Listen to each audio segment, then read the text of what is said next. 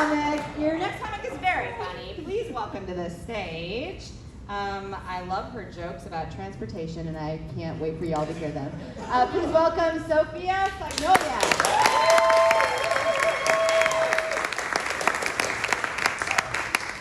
Guys, thanks for coming out. Oh, so tough job market, am I right? I was driving past a building the other day, and I saw a banner outside that said, "Under new management." And it kind of confused me because I don't know who that's for. Like, oh yes, that's the reason why I wasn't going into 7-Eleven. The management. Look, if I want stale taquitos, I don't care who's in charge, I'm gonna get them. Like, what was so bad about the old management though? Was it like the old management wasn't cleaning the Slurpee machines? But this new management, well, they're also not cleaning the Slurpee machines. But they do run 5Ks for charity, so you might want to look into them. Like, just imagine driving past your last place of employment and they're proudly announcing that they've replaced you as a business tactic. Not very nice. Look, I'm just going to be real with you guys. I may not have been the best manager at 7-Eleven, but they didn't have to do me like that. So I'm from Detroit, and on more than one occasion, I've had somebody go, "Oh, okay, so you're from Chicago." And I just like to give a stupid response back. I'm like, well, if we want to get technical, it's actually St. Louis, but the Midwest is all the same, so who cares?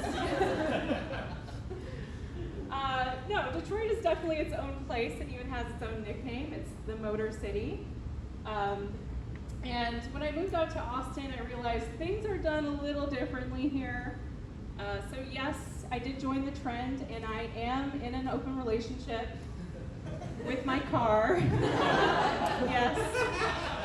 And what I mean by that is, I'm from the Motor City where it's a one mode of transportation type of life. You just have a car. But out here, sometimes I drive my car, sometimes I take the bus, and even more recently I've been dabbling into wanting to learn how to fly planes. Every family has a pilot, mine has several. And look, the reason I think that is because, well, it's not the only way to get out of the Midwest, but it sure is the fastest. Yeah. So when my parents found out I took a Discovery flight, they've been in the auto industry for their whole careers, they were like, "Are you really committed to this aviation stuff, or is this kind of like a phase?" Meanwhile, the pilots in my family are like, "Yeah, we always knew someday she'd start flying." Yeah, so when I take the bus, I don't like to tell my friends about it. It's kind of a secret. Because every time I take the bus, they always hit me with a, "Oh, why didn't you tell me you needed a ride? I would have given you one." Look, here's the thing. Cat Metro costs $2.50, and they will take me, yes, all around Austin, all day. If I ask Sarah for a ride, she's gonna want gas money. She's gonna want me to like her Instagram post. She's gonna want me to pick her up from the airport. Cat Metro, they don't bring up the past, okay? You're never gonna get a phone call from them like, "Hey, yeah, I'm in a pinch, can you help me move this weekend?" No, they stay in their lane. Literally. If you've ever driven behind them, they're doing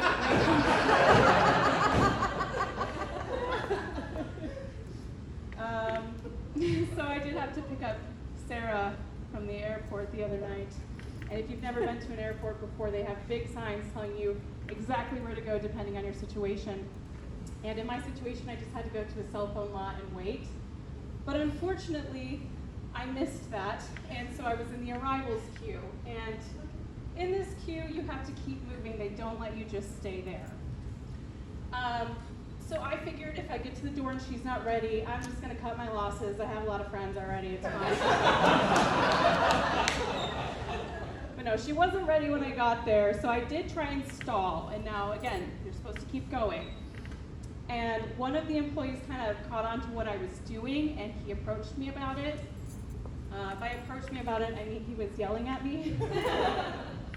And he told me to roll down my window, so I did, and he was like, "Hey, you gotta keep moving. moving. And in that moment, I knew I was wrong, but I had to play it off like this was the first time I've heard this. So I was like, what? Are you serious? Is this like some sort of new rule? And he was like, yeah, if you read the banner back there, we're under new management.